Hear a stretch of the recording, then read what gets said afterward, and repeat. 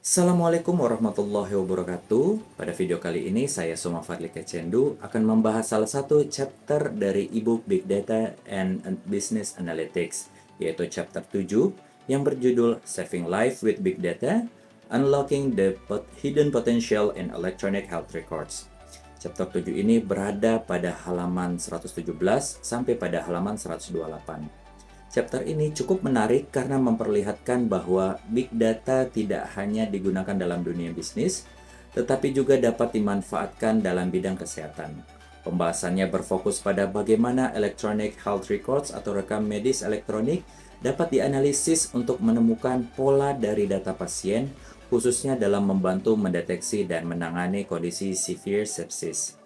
Dalam video ini, pembahasan chapter 7 akan saya bagi menjadi 7 bagian, mulai dari pemanfaatan rekam medis elektronik dan pengolahan data dalam jumlah besar, kemudian masuk ke kasus sepsis, proses early detection, continuous monitoring, pemanfaatan catatan dokter dan perawat, sampai pada peluang pengembangan big data dalam layanan kesehatan ke depannya.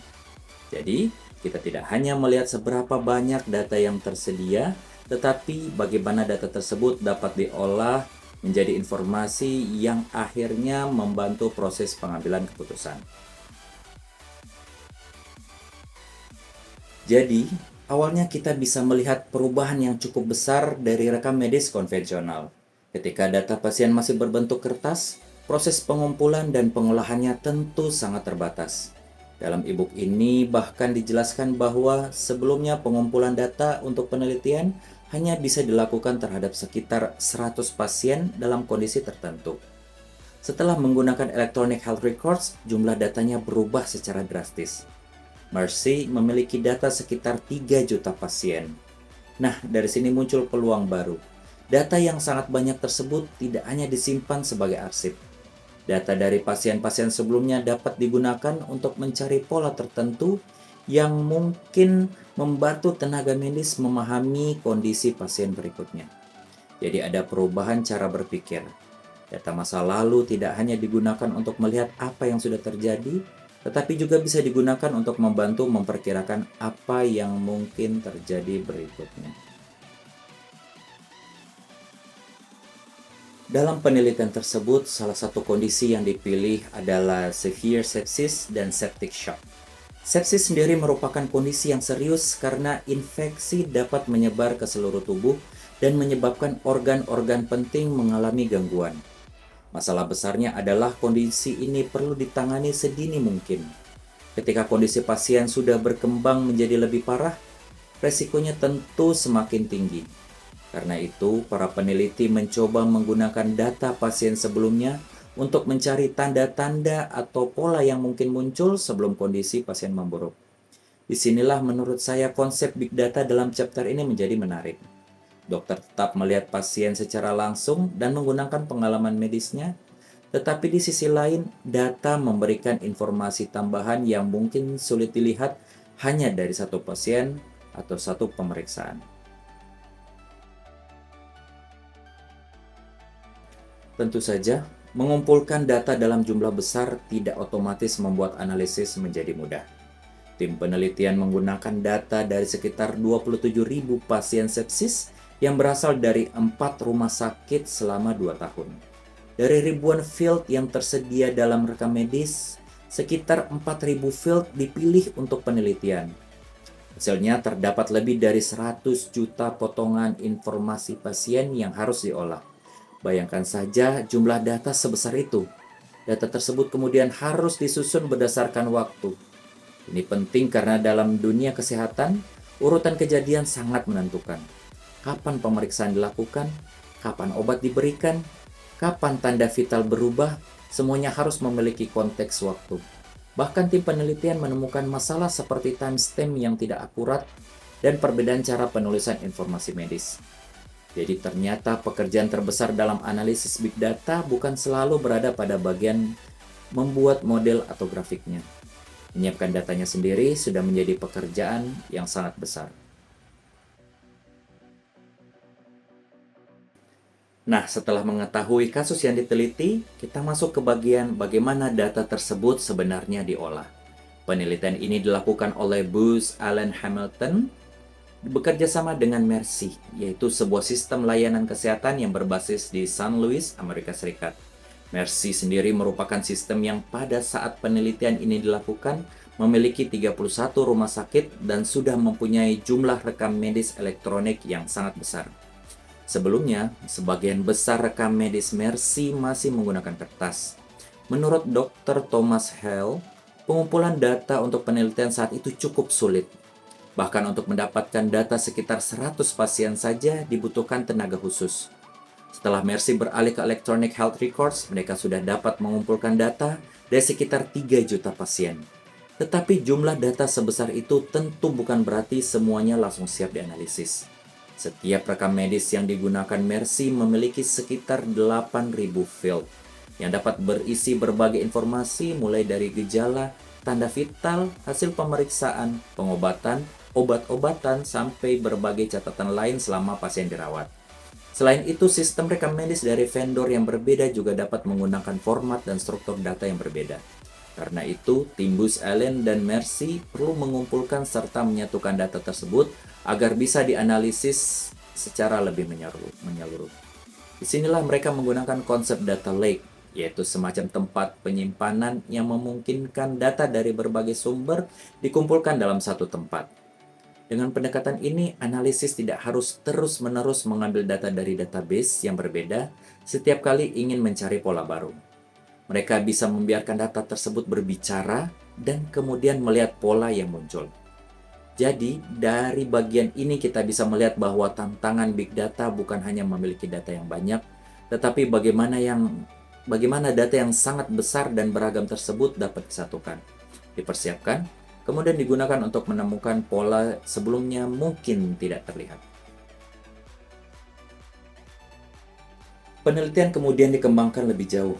Tim tidak hanya ingin mengetahui apakah protokol sudah dijalankan dengan baik. Mereka juga ingin mencari pola yang dapat membantu mendeteksi kemungkinan kondisi pasien semakin parah. Mereka menganalisis beberapa tanda vital, terutama heart rate, respiratory rate, dan temperature. Yang dilihat bukan hanya satu angka pada satu waktu, tetapi bagaimana tanda-tanda vital tersebut berubah dari waktu ke waktu, dan bagaimana beberapa tanda tersebut muncul secara bersamaan. Dari sekitar 1.500 pasien yang dianalisis, sebagian berkembang menjadi severe sepsis, dan dari pola tersebut tim berhasil membuat model komputer awal yang dapat membantu memperkirakan pasien yang memiliki resiko lebih tinggi untuk mengalami kondisi yang lebih parah. Model tersebut masih membutuhkan pengembangan dan pengujian lebih lanjut. Tetapi hasilnya menunjukkan potensi besar penggunaan advanced analytics dalam bidang kesehatan. Setelah melihat bahwa pola dari tanda-tanda vital dapat membantu mendeteksi resiko severe sepsis lebih awal, muncul persoalan berikutnya, yaitu kapan data tersebut harus diperiksa, karena kondisi pasien dapat berubah dengan cepat. Tentu akan lebih baik jika perubahan tersebut dapat diketahui sedini mungkin. Nah, dari sinilah pembahasan kemudian berkembang ke konsep continuous monitoring, atau pemantauan pasien secara berkelanjutan. Dalam kondisi biasa, terutama pada pasien yang berada di luar ICU, tanda-tanda vital umumnya diperiksa dalam interval tertentu. Masalahnya, ketika pemeriksaan hanya dilakukan beberapa jam sekali, ada kemungkinan perubahan kondisi pasien terjadi di antara waktu pemeriksaan tersebut dan tidak langsung terlihat.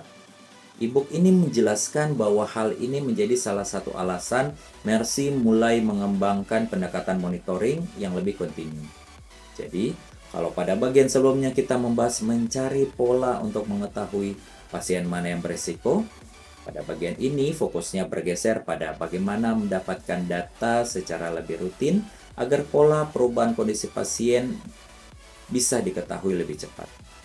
Mercy kemudian mengembangkan penggunaan perangkat monitoring untuk memperoleh data biometrik pasien secara lebih real-time, termasuk pada pasien yang berada di luar ICU. Salah satu pola yang menarik adalah ketika heart rate dan respiratory rate meningkat secara bersamaan. Pola tersebut memang tidak otomatis berarti pasien mengalami sepsis, tetapi dapat menjadi sinyal bahwa kondisi pasien sedang mengalami perubahan dan perlu mendapatkan perhatian lebih lanjut.